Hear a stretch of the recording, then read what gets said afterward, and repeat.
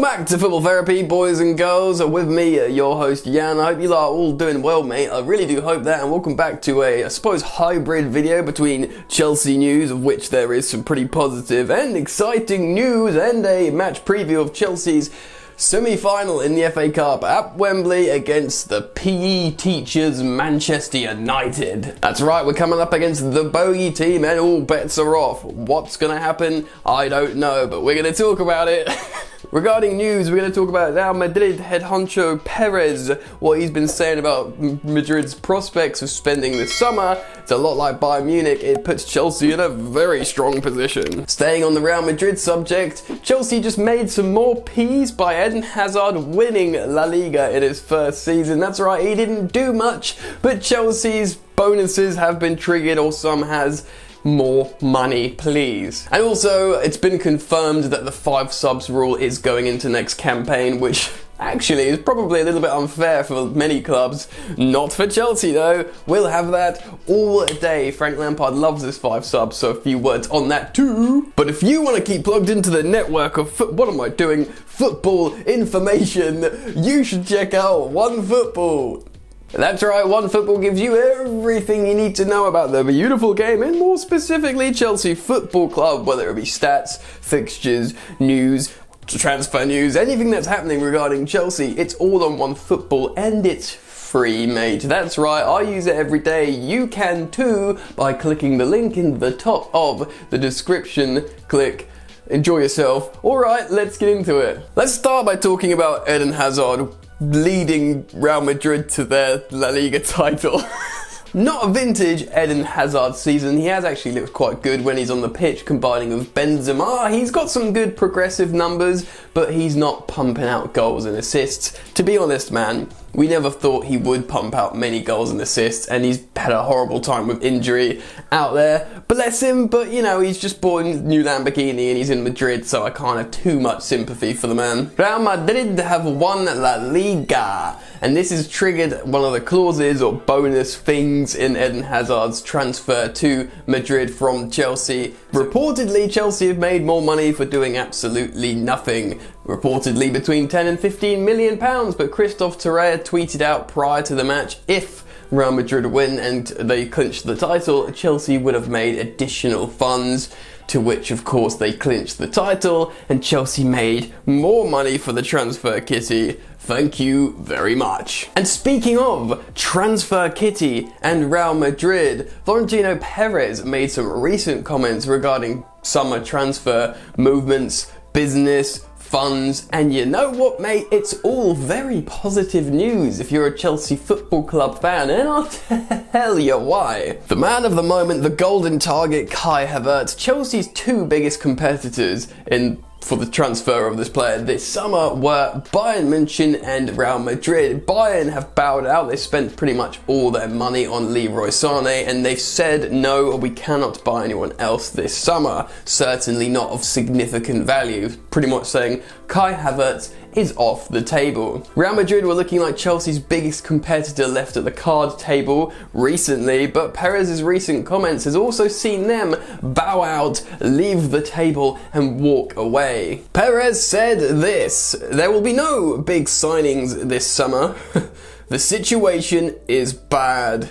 You can't ask the players to lower their salary and then make big signings of that type. The situation is bad." It's very difficult to have any sympathy for Real Madrid, who steal everyone's players and generally have... I'm not going to slag off other teams in this video. Point being, I don't feel bad for them. They've got Eden Hazard, they've got loads of excellent players. The situation is bad, dare I say, good. So, like I said previously, Chelsea are the only big dogs left at the card table playing a hand for Kai Havertz, and I'll tell you something, ladies and gentlemen, we got 4 aces. And those 4 aces are Havertz, Werner, Ziyech, and Pulisic. That worked out. So there you go, very, very positive news. I'll of course keep you updated on any transfer movements for bids, structured deals, player movements regarding Kai Havertz to Chelsea. It's a very exciting time, boys and girls. Stay locked to Football Therapy and make sure you swing by every single darn day and you will know what's going on. Right, before we preview the Manchester United game, which is a big game, let's talk about this 5 substitutes rule that has just been confirmed. Yes, indeed, the experience we've been experiencing this season with the 5 subs is actually going to drip over into next campaign, which actually shocks me quite a lot. I really didn't think it would, because it kind of does shift the power in the bigger teams, the bigger squads. Yes, I know a lot of the smaller teams are using the 5 substitute rules as well. They're trying to make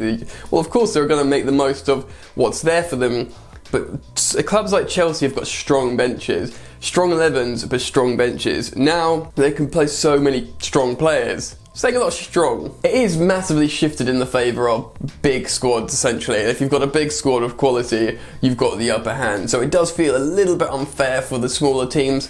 With the smaller teams before this rule, at least you can only make 3 subs, and say a City and Chelsea might not be able to bring on that superstar quality guy later on in the game because of an injury or because of a tactical shift they want to do, because they've already used their 3 subs. That worked in the favour of the smaller teams, but now big teams like Chelsea, City, etc. can really take advantage of the 5 substitutes rule. Plus, man, Chelsea's squad is just getting better and better. Frank Lampard especially does really like it. He's spoken about it before, and he often does make the changes. He feels a lot more comfortable to make substitutions earlier as well, so it's in Chelsea's favour. It's good news for us. Sympathies to the clubs that it doesn't favour or advantage as much as Chelsea. Genuine sympathies for that.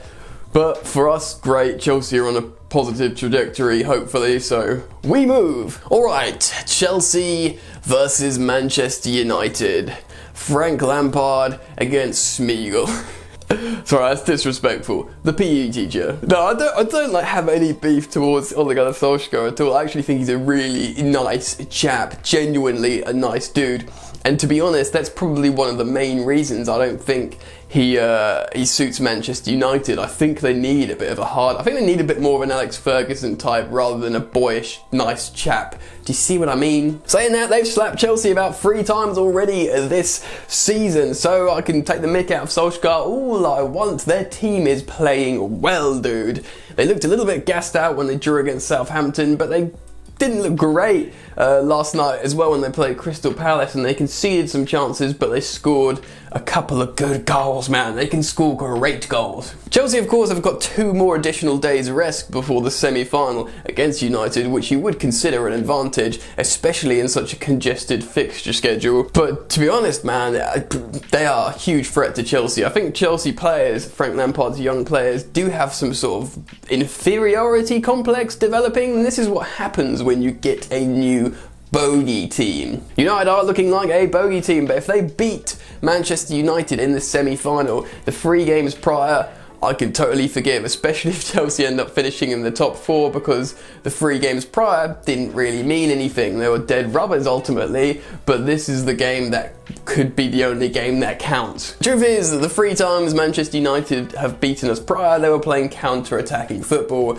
Since the inclusion and the addition of Bruno Fernandes, they've been playing front foot football mainly, if they can keep the ball, and they look, even though they transition very, very fast and they're still devastating on the counter-attack, they are more comfortable trying to take risks, and that would suit Chelsea to afford us more spaces to play between the lines. It's difficult to talk about a lineup. You think Solskjaer would go full strength because it's a semi-final. If he can win the if you beat Chelsea, you back yourself in the final. Chelsea will feel the same. They've obviously beaten both Manchester City and Arsenal this season in other competitions, so if they get past United, why not back yourself to win the FA Cup? I think Frank Lampard would go all out. I think he's going to play N'Golo Kante in the lone pivot and then probably rest him for Liverpool.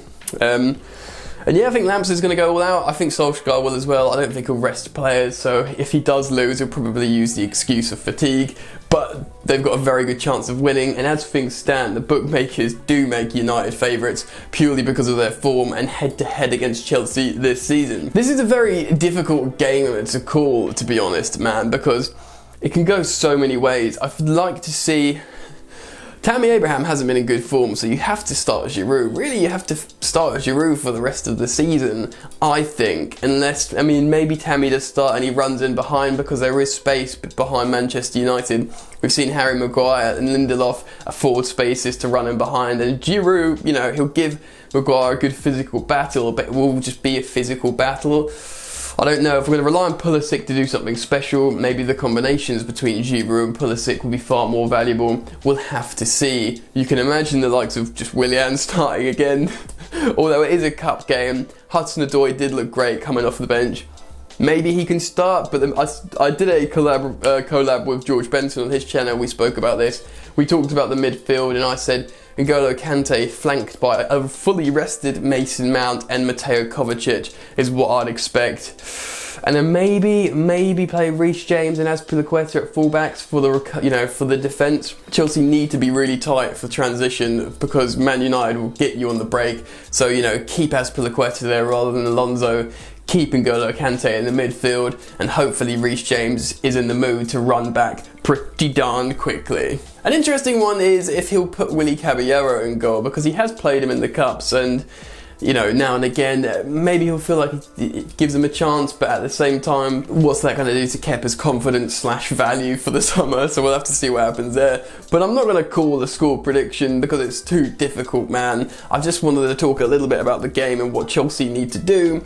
Essentially, they need to protect themselves on transition. So Azpilicueta, N'Golo Kante, Mateo Kovacic, and they need to watch Bruno Fernandes. If they can, sit someone on Bruno Fernandes. I know that's pretty not like dinosaur football, but if you can keep Kante close to him and stop him from pinging passes to Greenwood, Martial and Rashford, I think Chelsea could do something. Anyway, what do you guys think? Tell me your thoughts and opinions on this game. Also, the news stories I've spoken about today. Get down in the comment section below. I'm looking forward to hearing what you guys think. If you've enjoyed this video, drop a like, please. That means a lot. Obviously, subscribe if you're new to the channel, and please do consider subscribing to my sister channel, Jan's Yard, to check out additional vlog content from yours truly.